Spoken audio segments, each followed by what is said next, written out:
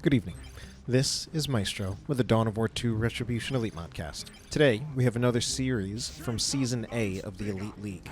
And our first map is going to be, in this series, going to be on Vulcan Pits. Our first player going to be Adila. For Game 1, he will be playing as the Orc Mekboy. Orc Mekboy is a teleporting ranged commander who can also repair and build turrets. His opponent is going to be Kickin, playing as the Lictor Alpha. This Tyranid hero can infiltrate, he can displace single entities, and he can be a powerful ambush assassin. So Adila is, of course, the... Adila does quite a few things for the community, as much as there are critics of him, but, I mean, of course there are critics because right now Adila probably is in the position of the most responsibility as the current balance lead of Elite Mod. Additionally, he is also the one who organizes the Elite League, so he does quite a bit. And he's also quite a good player, who was known as quite a good player before he was doing a lot of those things. And in this matchup right here between Tyranids and Orcs, we are going to see rather standard Tier 1 opening builds for both players. And we do see some similarities between these races in that both of them, their baseline unit is a melee squad, the Sluggas for the Orcs, and the Hormagaunts for the Tyranids. And then it is typical for both of these races to go into their ranged units as the next two unit purchases, and usually to get two of them. The Shootas and the the Termagants, respectively. And there's some similarities, of course, with both the Termagants as well as the Shootas will eventually be looking for an upgrade that gives them an ability that helps them with control. And talking about upgrades, there is quite an upgrade from the Mekboy. This is the electric armor, granting the electric shock ability. Pretty good in a lot of matchups where you're going to be facing down squads that have a lot of models but are very squishy. So I was going to say Imperial Guard. Imperial Guard is indeed one of them, but I meant to say Tyranids because that is what Adila is actually facing. And I'm not exactly sure which one of these races or heroes would be favored in this matchup, but there are a lot of strong things that I like about the Mekboy in this matchup. The electric armor being just one of those things. I also like the fact that he should, in theory, be a little bit less vulnerable to the displacement from the Lictor Alpha than other heroes. As a teleporting hero, if he does get displaced into a dangerous position, he can teleport out of it rather than just having to retreat. Now, it is still possible that he can be overwhelmed by damage before he is able to get up and teleport, but he still just has that teleporting option that some other heroes don't have. So Generator, or rather, Node will be destroyed by Adila. Now, Kickin choosing to invest more in a second squad. Ooh, will the Mekboy get out in time? So exactly right there, we actually see exactly what I was talking about.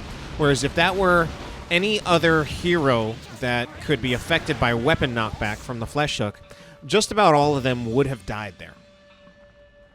Obviously, there are also some heroes who are not affected by weapon knockback, such as the Hive Tyrant, the Chaos Lord, the Brother Captain, who would not really have to worry about that aspect of the Lictor Alpha.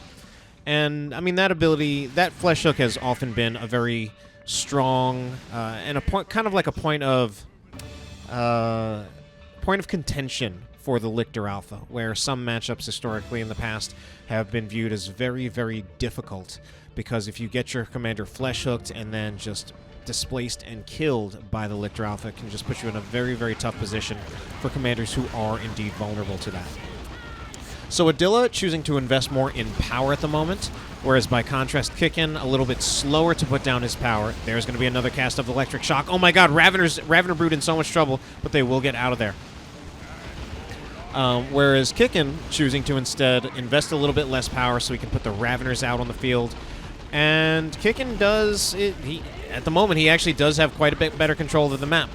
Adila did start out with an early lead in victory points, which he still actually has, but it's also becoming harder for Kickin to maintain his power supply because it's often being bashed, what little there is of it.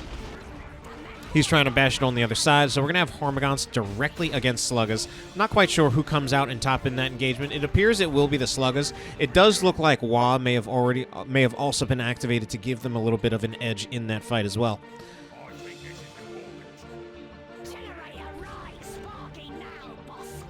So, big army from Kickin. So, he is going to be behind in power by quite a bit, especially because he doesn't have any activated power nodes. I don't know if he's ever had a generator in this game. This could be tough. I mean, he's got such a a big army, that at least in theory, he should be able to get back out on the field, win a few fights with his bigger army, then spread out and start controlling the map.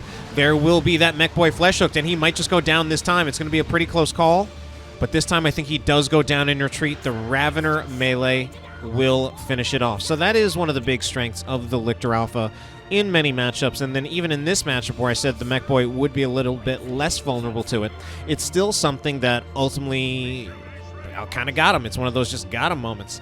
And the Mekboy, one of the things that I think set that up that particular time was the Mekboy was only at about half health when he was flesh hooked, so he was still out on the field, out on half health. So to play against the Lictor Alpha as a hero who can actually get hit by the flesh hooked, you really just need to be very, very careful about where your commander is positioned, where how much health he has at any given time, because that flesh hook does just have that high, really high reward potential. Feeder tendrils will be picked up by the Lictor Alpha, and this is something that can actually make him kind of tanky, as he will heal as he attacks, and the Lictor Alpha actually attacks quite quickly. His attack speed is quite fast, so he will proc that 1.5% of his health maximum heal pretty often. So victory point still, amazingly, still in Adila's favor. He's still about to get a double cap. He's also getting to tier 2 first, so there are a lot of things that are looking good for Adila, and a lot of things not looking so good for Kickin. So Adila's going to get to tier 2 way ahead of Kickin. Way, way ahead. I mean, we see Kickin is only at about 70 power. Adila will probably be in tier 2 around the time that Kickin has enough power to even start tier 2. Okay, electric armor being used, not quite as strong, we can see, against the warriors as it would be against the termagants or the hormagaunts. It does 10 power melee DPS. Now, of course, power melee good against the heavy infantry armor of the warriors, but 10 is just such a low baseline number that it's not going to do a whole lot to those much tankier warrior models as it would to these much squishier termagant or hormagaunt models. So Raveners looking to come in, but the termagants will have to retreat. Okay, Raveners finally get their jump. This should be the whole army disrupted. Raveners are in melee. That allows the warriors to get in melee as well as the Lictor Alpha. Attempted counter initiation actually works in the end. So that engagement somehow still went in favor of Adila, despite the Ravener initiation on both shooters and the Mekboy, allowing the Lictor Alpha and the warriors to get into melee. Somehow still didn't work out for him. So tier 2 finally started by Kickin. Meanwhile, Adila does have such a small army. Often I do regard this as risky, but for whatever reason, it is working out for Adila in this moment. He is keeping up, and he's choosing to get a Death Dread. Does make sense. He should, like Adila, as someone who's a very experienced player, of course, he can't see exactly where his opponent is in tech the way I can, but as an experienced player, he should be able to make an estimate, make a reasonable guess, and, I mean, at this point, it shouldn't even be much of a guess, just with what he should have seen. 5 squads for Kickin, power generators coming up pretty late. He should know that he has quite a tech lead. It'll just be difficult for him to know just exactly by how much. There is the Mekboy teleporting in yet again with the electric armor, just making short work of those the termagants rather. Oh my god, mixing those up quite frequently. It does force off both of the termagants, but again, we see here the rest of, particularly the warriors, the Raveners, as well as the Lictor Alpha, just not very vulnerable to that electric armor, so that armor does have its uses. Okay, it is going to be a Death Dread coming out for Adila. It's out on the field right here. Does not manage to finish off a warrior model.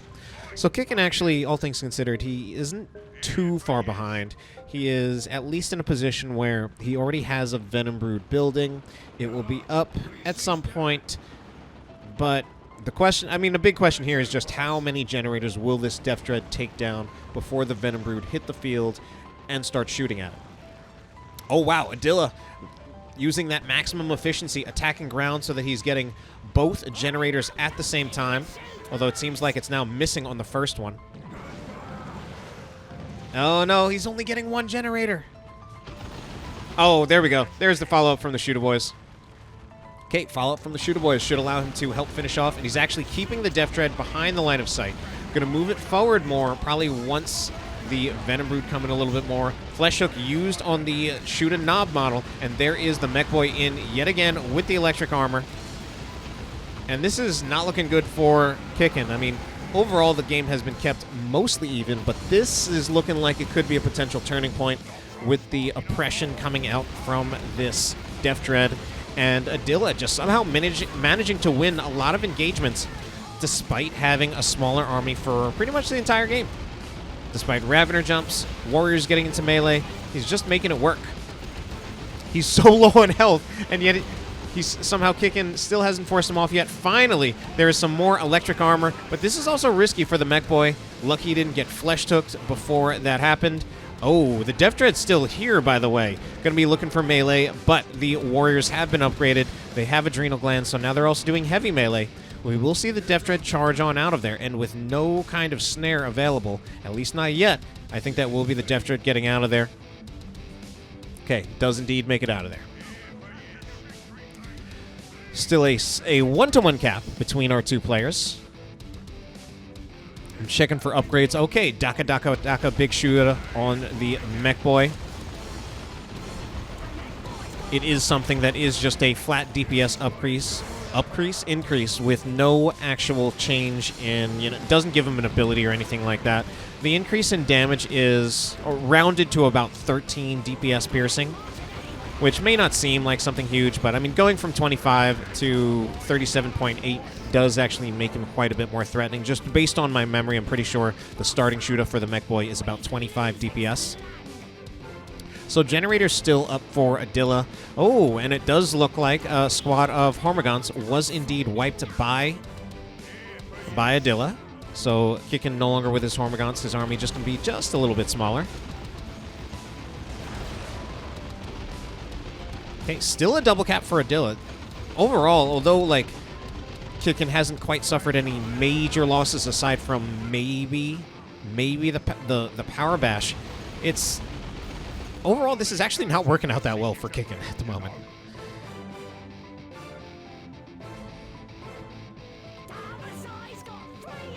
And Adila actually going to move in for, another cap. So Mekboy will move in for the cap.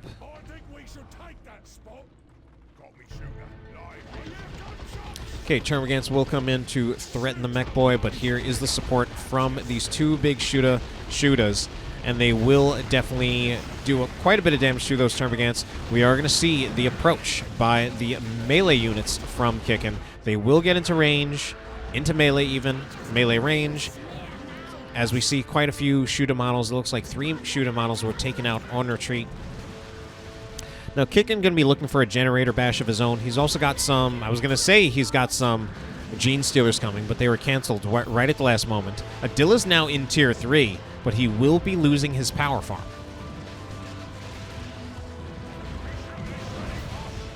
Okay, power farm will be finished off, but this is, of course, a much later power bash for Kickin. He gets the red, but Adila's in Tier 3. He also has just about enough power that he can get most of the Tier 3 options for Orcs. Battle Wagon obviously would take quite a bit of time, and that actually will be the Death Dread taken out. So Adila now with a really small army.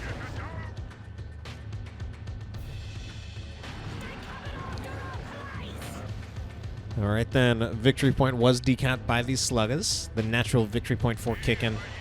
Oh, and we're going to see Commandos. Interesting to see the Mandos as his Tier 3 purchase. It's going to be a very shooty build overall since Commandos... I mean, obviously, we have these fully upgraded Shooter Boys.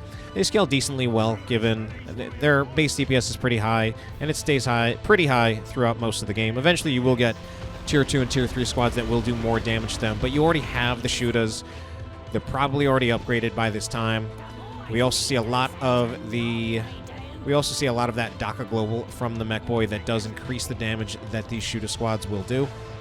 Or maybe it's rate of fire. Yeah, it's actually, pretty sure it's more actually rate of fire, which does effectively mean a damage increase.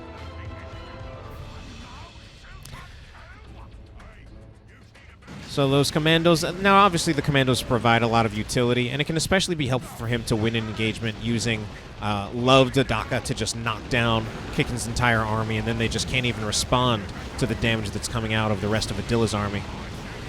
Okay, we do see Lictor Alpha regenerating his health, but he gets overwhelmed by the Sluggas and just straight up killed. Although the Lictor Alpha can regenerate a lot of health and can tank a bit with the feeder tendrils, those Sluggas are doing, as a squad, over 200 melee DPS. Well, it's actually a mix of melee and power melee, but over 200 DPS period, regardless of the type. And that's something that the Lictor Alpha can get very, very overwhelmed by very quickly. 200 damage per second against a hero. It's actually more than 200, but more than 200 damage per second against a hero who has slightly less than 700 hit points. Okay, so Commando's going to be out here, even upgraded with the Commando knob. The knob on the Commando squad, just to differentiate from, of course, the hero. Which is interesting and almost unnecessary at this point. I don't know if maybe Adila is just expecting that at some point we should actually see some kind of maybe like, if not a Carnifex, then I guess in this case a Tyrant Guard, since I don't know if Kickin is actually in Tier 2 or in Tier 3, and I don't know if he's getting to Tier 3. So it is going to be a Tyrant Guard. Adila might just be wondering, like, is there a Carnifex on the way or something? So this kind of gives him an insurance plan. There's going to be some Love Dadaka, as well as a Burn-A-Bomb, finishing off the Termagants. So another squad of Termagants is going to be gone there. So yeah, this is Kickin stuck in Tier 2. And, you know, with Adila about on his way to be getting a looted tank, I think that could be the thing that really seals the deal in his favor and gives him the first game in this series. Looted tank, really any tank in the game, often something that can be difficult to deal with, especially if you are yourself stuck in Tier 2. And actually, that was just the concede, and Adila will take Game 1. So concede by Kickin, meaning Adila does win the first game. So let's move on to Game 2 in this series.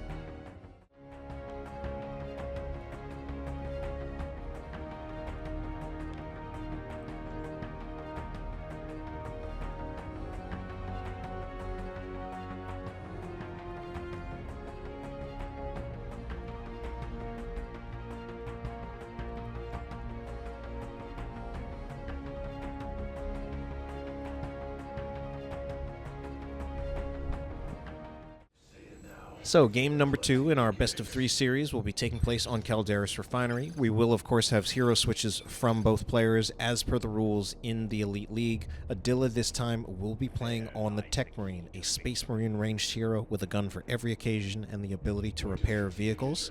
His opponent, Kickin, this time will be playing as the Eldar Warlock, a hero that I do believe fits him a bit better and that I think he is just straight up better with, so with any luck he'll do a little bit better in this game. Eldar Warlock is a melee hero. He can become more of a spellcaster or more of a melee tank depending on what war gears you choose to kit him out with.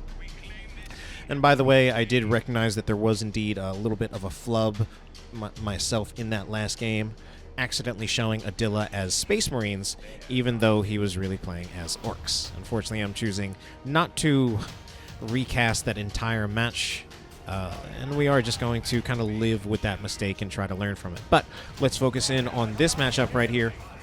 Dire Avengers versus Scouts at the moment. And of course, we do see Scouts backing up because they don't really want to be in a direct fight against the Dire Avengers.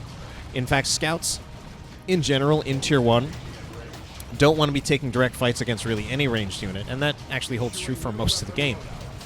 Scouts do quite a bit less damage than the Dire Avengers, although there is a lot of support for the Scouts here in the form of the Techmarine as well as the second Scout Squad, and eventually the Dire Avengers are forced off, but so is the Scout Squad as well. Those Scouts not a whole lot tankier than the Dire Avengers, but eventually, but also with doing quite a bit less damage. So we're going to see early shotgun purchase for Adila, and I don't dislike this at all. I do feel that Eldar is a race where I honestly don't mind the early shotguns. I think it's pretty good to respect. Of course, it can work against the Warlock, but I think more importantly, respecting the Howling Banshees. Howling Banshees being just a little bit tankier than some of the other Tier 1 melee squads, and also a bit faster. And because of how lethal they can be when they get in with their special attacks, I feel like it's not really something you want to mess around with too much, and a lot harder to just like kite them with Vulture Scouts the way you maybe would be able to do like against a squad of Heretics, for example. So Banshee's coming around all sneaky-like, looking for a Generator Bash. I think Scouts see them. Doesn't look like the Scouts saw them at all. So that means... Now, of course, he's going to see it just because they're on the generators. The generators also provide vision. But there's not going to be much of a response to this for a while. Now, Adila, in this time, though, while his generators are getting bashed, he is actually managed to take quite a lot of control over the map. He did get a decap on Kickin's natural, so now a lot of victory point pressure is going in against Kickin. Techmarine needs to get out of here real soon, though, otherwise he does risk entirely getting killed by the Rangers. Rangers took another shot at the Techmarine. Tactical Marines were trying to see if they could trade out some of the generator bashing damage, the counter bash attempt, given that he inevitably saw the Howling Banshees on this side, but just didn't have anyone in range to try to respond to that. But the Tactical Marines were really just not bashing fast enough. Grenade goes in from Kickin. It's a complete miss. Destructor hits a little bit better, though. However, eventually the Warlock will need to get out of there. And Shotgun Scouts, lucky to not lose a single model at the moment, but they got to be real careful. The Rangers are still out on the field, and one more shot from the Rangers should take a model off the Scouts. I'm actually really surprised to see the Rangers not try to take a shot on the Scouts. I feel like they could have gotten a model there. I don't know. Force melee from this squad of Scouts, really, really questionable. They took a lot of range damage on approach, lose 2 models there.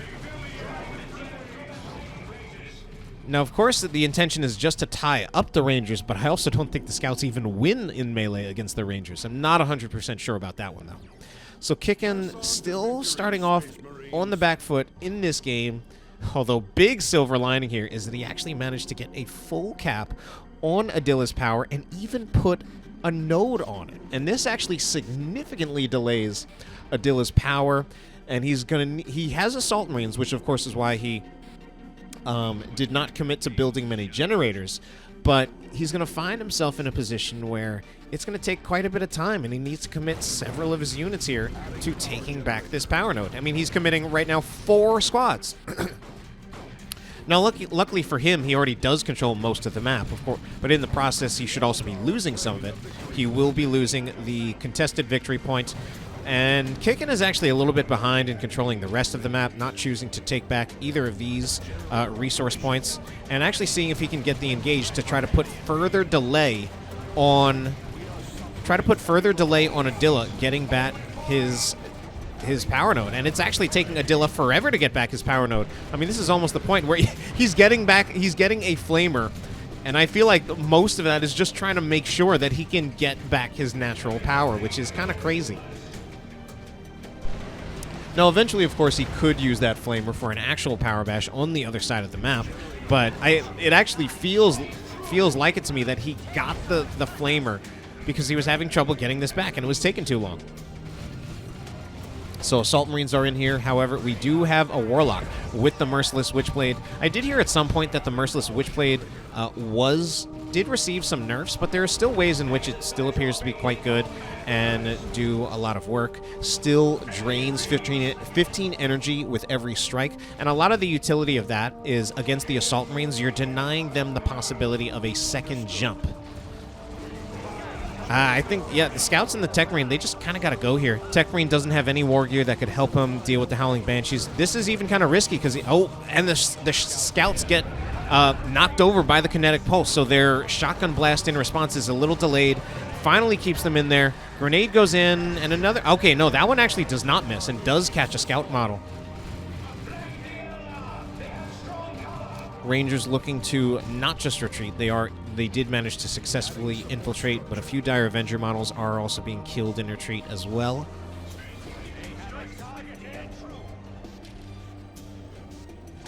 Rangers are still here. They gotta respect the fact that the Tactical Marines are approaching. I mean, I guess he was just looking to see how much more bleed he can inflict on the Scouts. It's actually surprising that another model wasn't lost on this Scout squad. And Warlock does jump in here, looking for more hits with that Merciless Witchblade.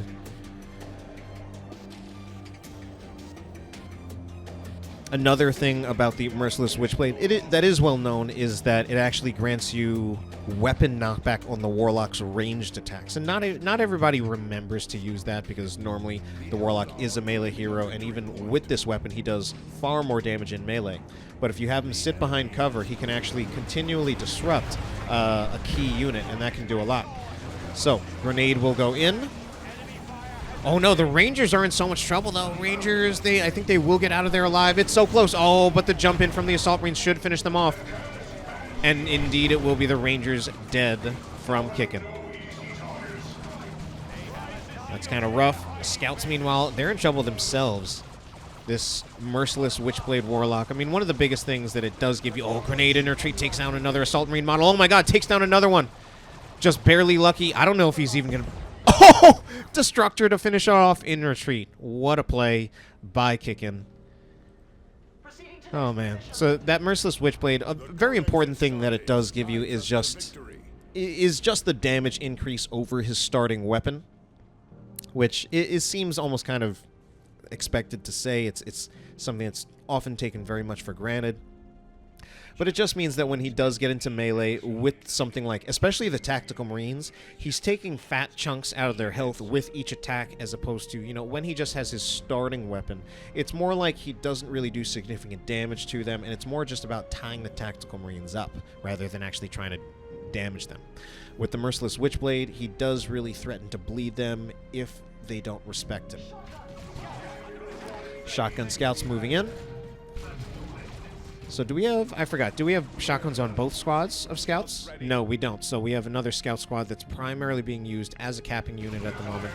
Does mean that Adila's army is very small at the moment, but of course Kickin lost his Rangers, so his army isn't particularly big either. Attempted grenade thrown, but then not thrown. Do we have enough energy? Oh, no, not enough energy for a shotgun blast. Too much of it used with infiltration, and it's just going to have to be a full retreat from Adila right there. Now, Adila does manage to put on more victory point pressure, winning by almost 200 victory points, but forcing Adila off the field does mean that he gets to continue this generator bash. Now, Adila does have a secondary farm over here, hidden for the moment, but will eventually easily be retaken. Falcon does come out for Kickin, so this time it's him who's ahead in tech. And the Scouts could potentially be, like, this retreat position could be intercepted. It will be attempted, and will it hit? Kind of a miss there, but still manages to get one model. Oh, and then here, oh no, this is rough. And the Howling Banshees actually do manage to get a sync kill on that Scout model. Well played by Kickin. I think that was a little too cheeky and ambitious from Adila, trying to play this victory point game with those Scouts. All things considered, though, a phrase that I definitely overuse, and I'll work on maybe not using it too much, Adila still has a massive victory point lead. Part of that came from that backcapping play with the Scouts. So Kickin does have a lot of ground to make up. It's still a double cap against him. Now, we've got dueling transports, the Razorback and the Falcon. Razorback is faster, but the Falcon actually has the ability to damage vehicles. So in a head-to-head fight, it does kind of win over the Razorback, but of course the Razorback should be able to just try to play around the map. If the Falcon is chasing it, it should be able to run away, or drive away, of course.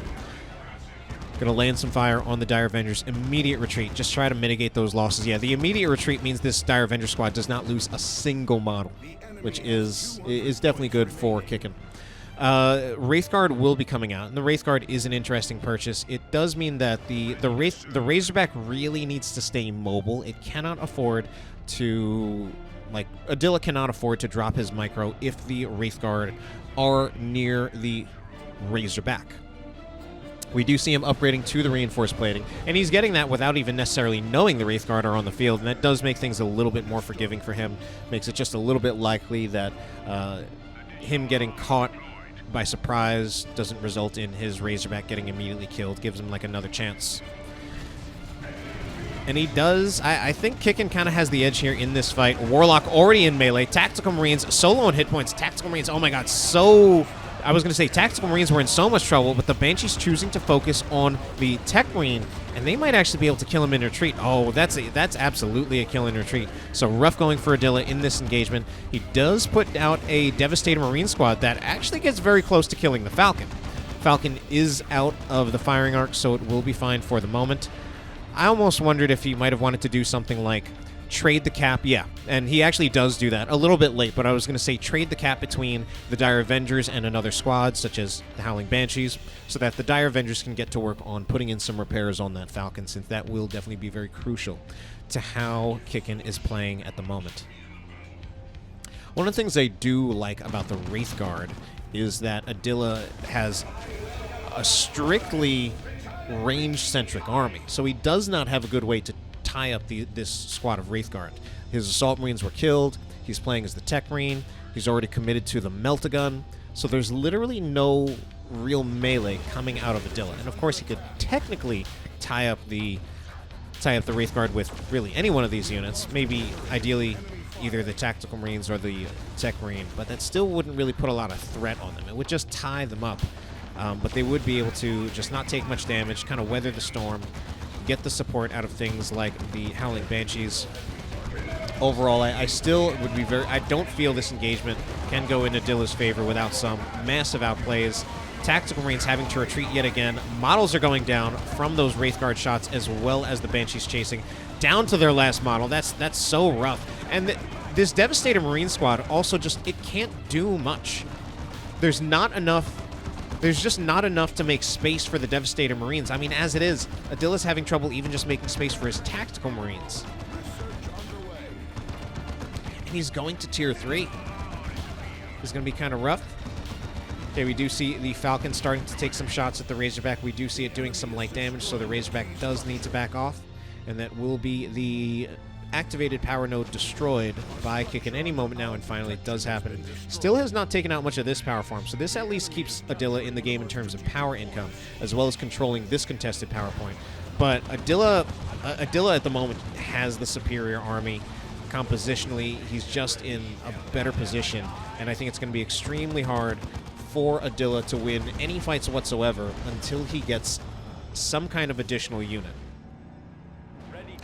Or the other alternative would be if he would actually trade out some of these Techmarine war gears for something that could help him control the Howling Banshees. I actually don't think that would work very well. I think it really more needs to be just another kind of unit out on the field for Adila.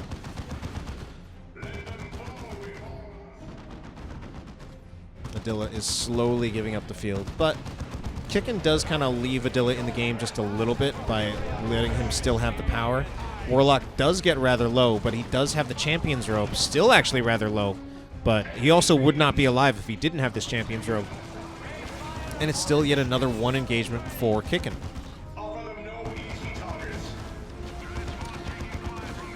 And we do see these Wraith Guard, if the Razorback stays still, the Wraith Guard will take it out very, very quickly. So that's why we do see Adila continually just moving around the Razorback, not letting the Wraith Guard acquire targets. But I mean, this is at this point it's like, what can Adila do? He's committed to Tier 3. I'm not sure if I like that, and he's waiting for some kind of Tier 3 purchase to start to turn the game back in his favor. Scouts once again in here. It's the Scouts who are forcing melee with the Wraith Guard, and eventually that's actually not working out for them. They even get hit by a grenade from the Dire Avengers. Signum armor, marked target goes in on the Wraith Guard, but still not enough. And the Tactical Marines, what are you guys doing here? Just chatting about the Emperor?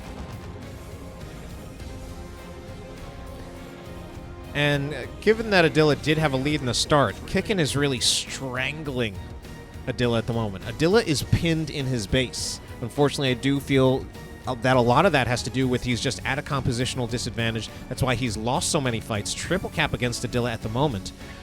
And he's waiting for some kind of Tier 3 unit. Eventually, of course, Kickin will get something in Tier 3 as well, but it will be a little bit later for him. What is this going to be, a Venerable Dreadnought? Or Terminators? Will be the Venerable Dreadnought.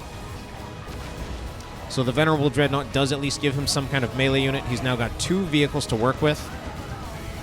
Alright, so this is Adila's pushback out. It's a full retreat from Kickin, but he does mitigate losses from this. melee and retreat on the Howling Banshees from the Dreadnought? Nope. I'm a little surprised there.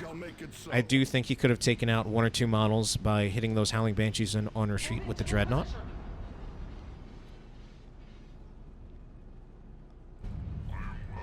So the Dreadnought definitely does help Adila, but I mean, part of what I'm wondering is maybe should have just gotten a regular Dreadnought, like back in Tier 2, so he wouldn't be pushed so far back into his base. I mean, of course, it gives him that melee unit that before was lacking, so it can tie up the Wraith Guard. And as a real melee unit, it does have a lot of damage threat that comes in against something like the Wraith Guard, whereas something like the Scouts, the Techmarine, or the Tactical Marines really don't provide much melee threat. There's just not quite enough damage that they do in melee for that to really scare the Wraith Guard.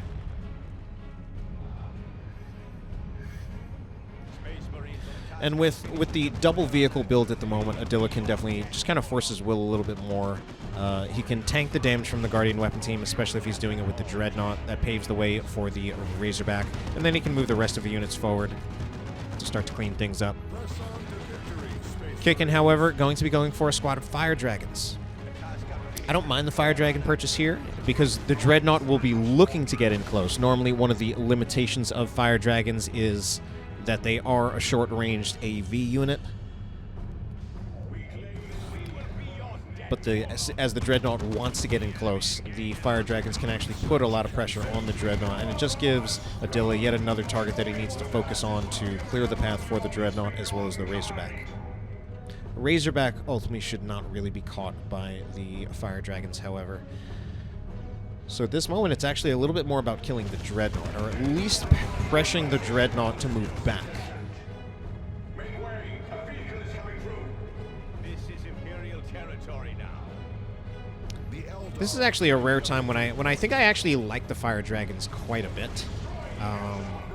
Whereas I think a lot of other choices, there are a lot of things that they don't fill. A lot of the Tier 3 choices like Seer Council or D-Cannon I think would not work quite well against what Adila has. Okay, Dreadnought is in here. Dreadnought now starting to take, taking a lot of damage from the Fire Dragons, as well as being kited by the Falcon that can also do some damage to it. Adila has activated Blessing of the Omnissiah to give this Dreadnought repairs, even though there's no, like, scouts or something. Okay, here are some scouts. But I think the Dreadnought... Okay, Dreadnought does manage to get the Falcon, so Falcon is down.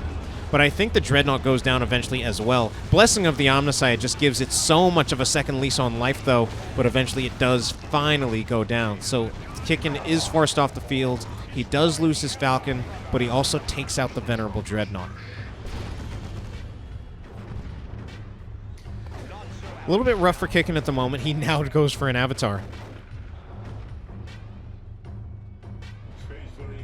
So yeah, I really like that Fire Dragon purchase at that particular time. There are so many other times where I find it difficult to justify Fire Dragons, but I felt that was the perfect moment for them.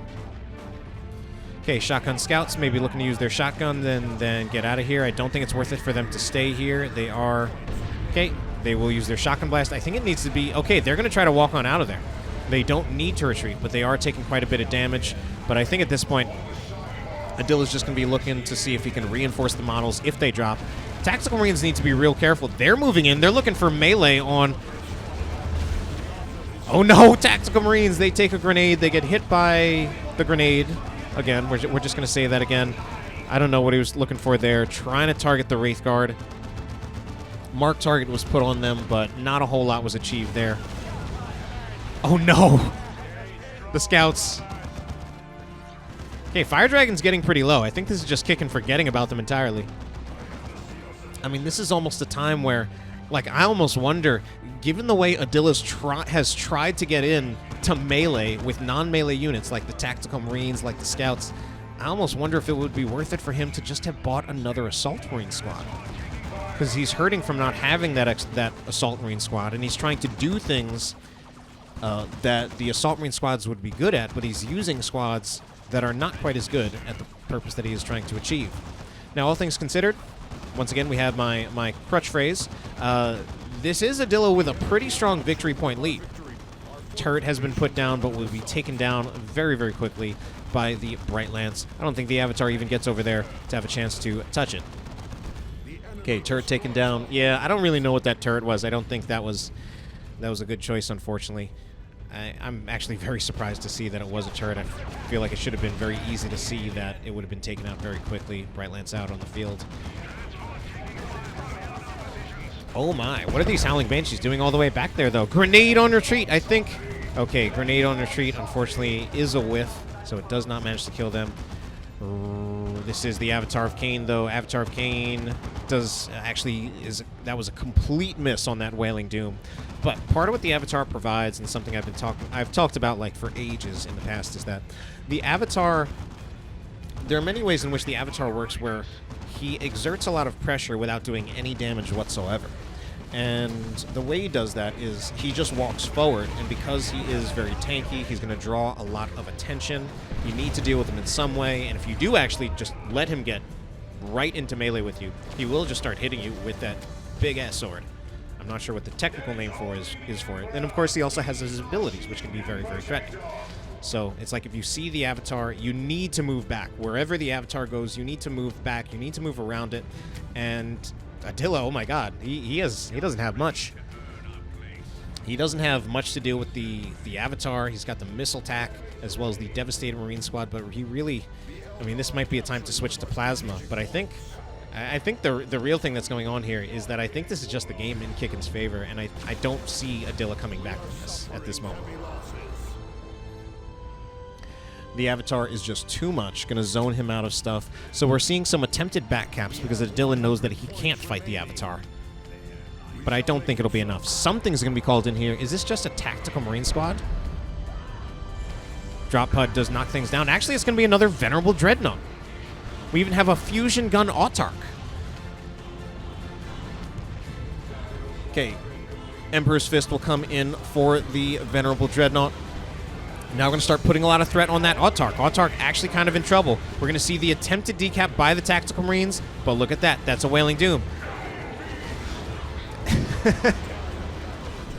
Wailing Doom does ability knockback, I'm pretty sure. So that is Tactical Marines just dying there. I thought he was actually going to try to step away and dodge, but not enough. Scouts are not able to get either of the other victory points back. So I think that is the victory points eventually slowly ticking down in Adila's favor. Sorry, in Kickin's favor, Adila will possibly get back his natural victory point, but I think it's already too late.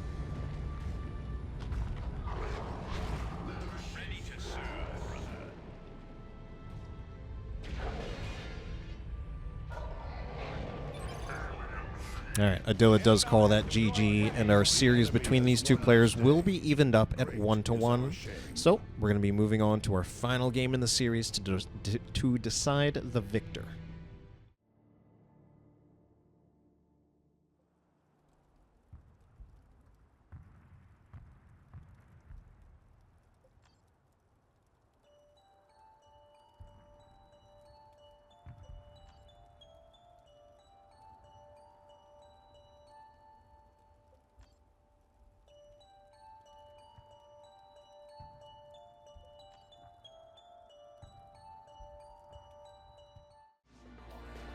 All right then, so for our final game in this series, we're going to be going to Green Tooth Jungle Redux Fixed. Adila this time he's going to be playing the Eldar, and he will be playing the Warlock, this melee hero who can either become a tank or a spellcaster. And Kickin will be on Space Marines this time, although he's going to be playing as the Force Commander. Blood Ravens even, tanky melee hero who can use Battlecry to both disrupt and buff. So we see Adila going for a little bit of a slight variation to the build, to the kind of the standard build for Eldar, choosing to actually get a second Dire Avenger squad. A variation, but one of the more common ones. Obviously, he's going to get a little bit more field presence out early by going with 3 power-free squads. This probably means, though, that he is not going to get... it means he's probably going to only get either a Ranger or a Guardian weapon team, and probably not both. It's not completely out of the question for him to get both Rangers, a squad of Rangers, as well as a Guardian weapon team, but it's just a whole lot less likely at the moment. So Tactical Marines, meanwhile, looking to do some damage. They do scare off one of the squads of Dire Avengers. Howling Banshee's going to be looking to get into melee. Force Commander's not in there yet, just shooting with his bolt pistol from a distance. He'll see about tying up the Dire Avengers, however. Now, going with the double Dire Avengers, in some ways I'd say not as common because Dire Avengers, they, as far as Tier 1 ranged units go, they do about as much damage as a attack squad, but they're clearly much squishier. Each individual model, I believe, is about, I mean, they have 100 hit points. That's about as much, it's exactly as much as, like, Inquisitorial Stormtroopers, or I think even as much as Guardsmen. And that's pretty squishy. And it does mean in a lot of head-to-head range fights, they're not winning. And against things like Guardsmen, I think they, even if they can win or stand up against them, usually it's a bad trade in terms of the requisition cost of reinforcements. So usually the way you want to use the Dire Avengers is you don't want the Dire Avengers to really be tanking damage most of the time. You want to be drawing the attention with your heroes so that the Dire Avengers can do their damage unanswered. Unfortunately here, it does look like they're taking some damage. Howling Banshee's also not really finding their way in either, so this will just be them trying to move back. Does look like Kickin might be moving in, though, to this PowerPoint. Battlecry has been activated. Banshees are really, really low.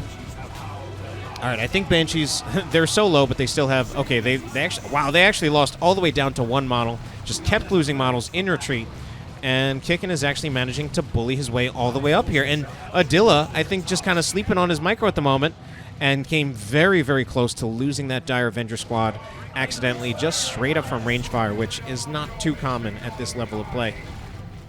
Rangers, meanwhile, lose another model as well. Kickin managed to just bully his way through. He's actually the one with the lead in victory points at the moment, 500 to 451. He has a smaller army. Scouts, in spite of what I said in the last game, he's not choosing to upgrade them yet with with shotguns to actually deal with the Howling Banshees. So different style from Kickin. We'll see how it works out. Certainly he has, at least so far, managed things in ways that the Howling Banshees were honestly just taking way too much damage before they could actually get into melee to really have an impact. Part of the difference, though, is, of course, also the fact that we have the Force Commander rather than the Techmarine, who does have Battlecry immediately just to start out as a way of countering melee units that the Techmarine does not have without any kind of war gear upgrades. Very interesting to see the Armor of Alacrity for the Force Commander. I would say that this is a less common pick. Doesn't provide him as much tankiness as the Artificer's Armor, but we do see it gives him, it's focused on mobility. Gives him a passive increase, and you can also get use the sprint ability to be even faster. And in spite of what I said about the shotguns, there we go. Shotguns on both.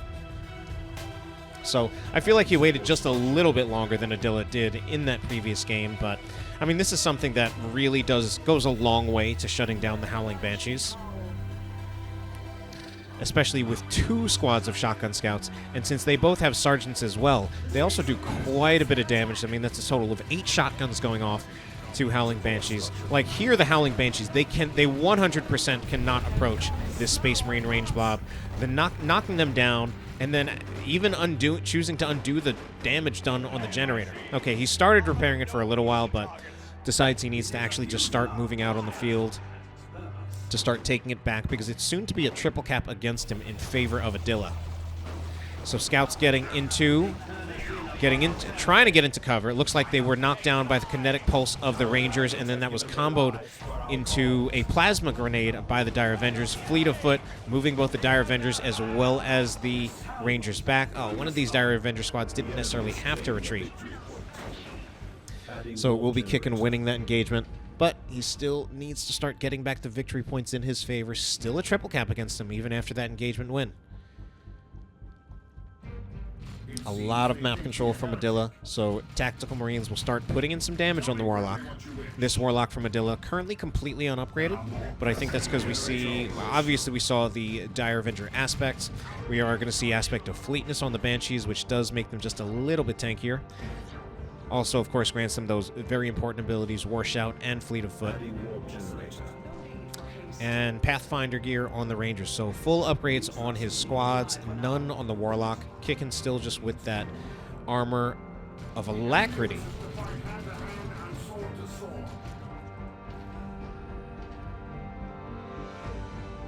All right, scouts right here. Going to have to be a little bit careful. They do have an escape path if they want it. And they mostly have to worry about the Dire Avengers. I think, yeah, as soon as... Sorry, I meant mostly have to worry about the Rangers. As soon as the Dire Avengers open fire, that just needs to mean the scouts move back. And luckily, because of that, they are passively faster than most other units. They are able to get out of there pretty easily without taking any damage. Got to do something about that Ranger, though. That's... Adila's composition at the moment... Oh, man, another... Was that another kinetic pulse into some grenades? Oh, no! Oh, no, that was a squad killed. What happened? Where were the other scouts? Oh, they're right here. They're bashing. That was rough for Kickin. Saying there was some kind of a bug there. Rather unfortunate. But what I was trying to say before that happened is that Adila's composition revolves heavily around the Rangers. It would have revolved more so around the Rangers if Kickin hadn't lost the scout squad. Unfortunately, now that Kickin has, this gives Adila quite a bit more of a bigger advantage. And this other scout squad, I think, needs to rejoin the Force Commander. Since the Howling Banshees and the Warlock, they should not be able to make it through. They should not be able to make it through the double shotgun scouts as long as that was around. Tactical Marines should be able to tank a lot of the damage from the Dire Avengers, especially if they're in cover. Although, of course, they have to be careful about grenades. So, I don't think there's cover. Yeah, there's no cover there anymore. Dire Avengers don't even care. That looks like drop pod coming in, going to be dropping down a Tactical Marine. So another tac squad out from Kickin as he starts building up a Razorback. Double cap for Adila. Ooh, but I missed it. The Rangers were actually taken out by the scouts. So no more having to worry about those Rangers, although the Razorback is also something that does pretty well against the Rangers.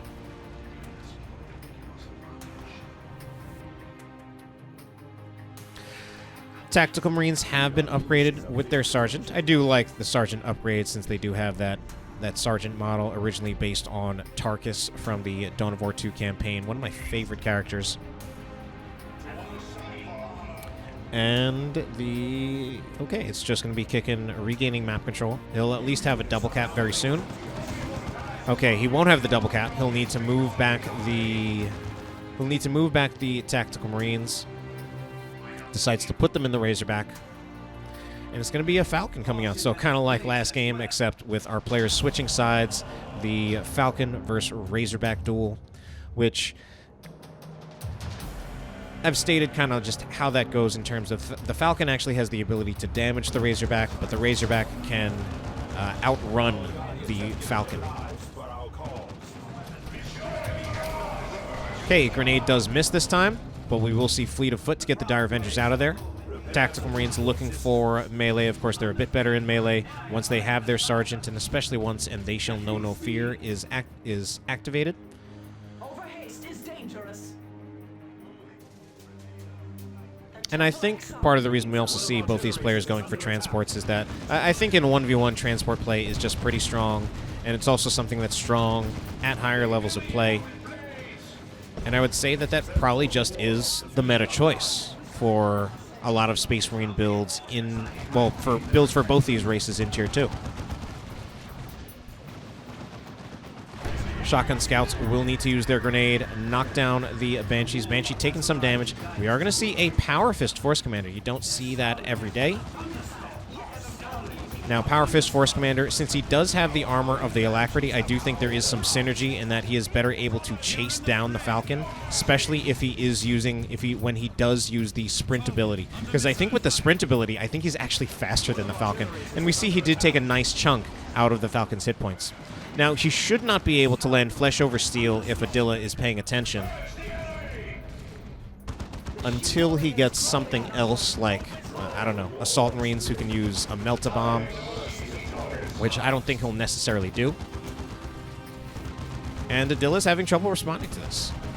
So although the Razorback itself can't do any AV damage, we do see I think the synergy between the Tactical Marines and the Razorback might even give them a little bit of an edge over the Falcon, where they can just pop the Tactical Marines out, hit the Falcon in a way that actually does some pretty significant burst damage, since a lot of AV weapons, especially things like missile launchers, focus more in terms of doing burst damage rather than high DPS. And we're going to have this other Tactical Marine squad go for Stern Guard veterans. I like that quite a bit. Obviously giving you that versatility where you can have the Vengeance rounds. I believe it's the Vengeance rounds. Yeah, it's the Vengeance rounds to support with more anti-vehicle damage against the Falcon, but then they can also switch to the Hellfire rounds to do all sorts of nasty things to the Dire Avengers as well as the Howling Banshees. Meanwhile, it's also yet another Merciless Witchblade Champion's Robe Warlock out of, well, in this case it's out of a different player, but just we see the same hero again and the same build. Howling Banshees get hit by the Shotgun Blast, so Kickin actually not suffering too much for losing his other Shotgun Scout Squad. But it does just mean, like, he can't do things where, like, if he had the other Shotgun Scout Squad, in addition to fighting this engagement, he could also be getting a decap on this victory point from Adila. So a little bit of a standoff in the middle. And I feel that Kickin has the better end of this, because at the moment, between the Stern Guard veterans and the just the regular Tactical Marine squad, he can put a lot more threat on the Falcon than Adila can put on the Razorback. With, obviously, Adila's current build, the Dire Avengers and the Banshees, especially the Dire Avengers, not really having any way to threaten the Razorback the way Tactical Marines can threaten the Falcon. Technically, Howling Banshees, of course, can, if they can get into melee, but that has proven to be a very big if. Shotgun blasts from the Scouts have been on point, as well as the fact that the Razorback can always just drive back and kite. Grenade attempt? Nope, not attempted.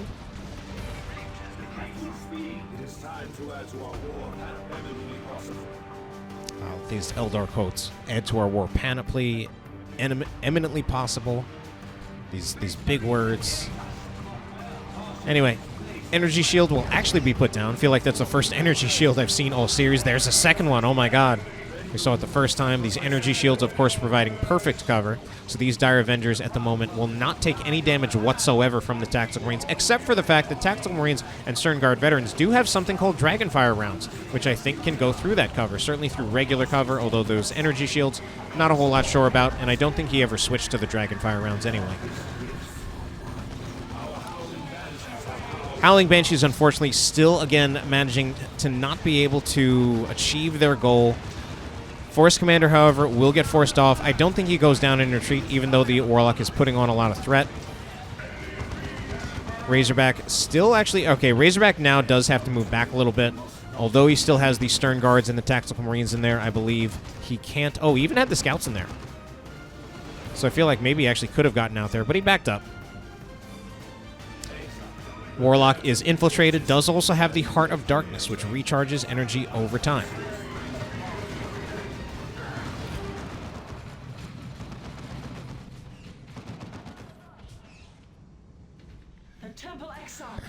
Okay, looks like our final game in the series. It is feeling like the most even of the three. Well, I don't know. I mean, the last game was also like just was actually a comeback by Kickin, but this game is actually feeling pretty even all the way through, at least so far. Of course, things could change. Rangers take a shot, but they only target the Razorback at the moment. Scouts are infiltrated. Now, the question is, what are the Scouts actually going to do? Because as soon as they activate infiltration, they're going to start using energy. And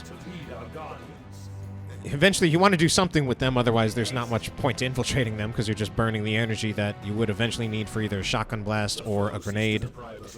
Neither player choosing to move in on the victory point. What is going to be the play here? Okay, Kickin's in Tier 3, and I'm going to say he might be... he's not quite there yet, but it felt like he might be looking for something like Assault Terminators, which could do well. Maybe a Predator would make more sense. Okay, Hollowfield coming out of the Rangers, infiltrating even the Falcon for a while. But man, what a standoff here. Such slow play out of both of these players. Map control is relatively even. Players just kind of backing off rather than actually hard committing to an engagement.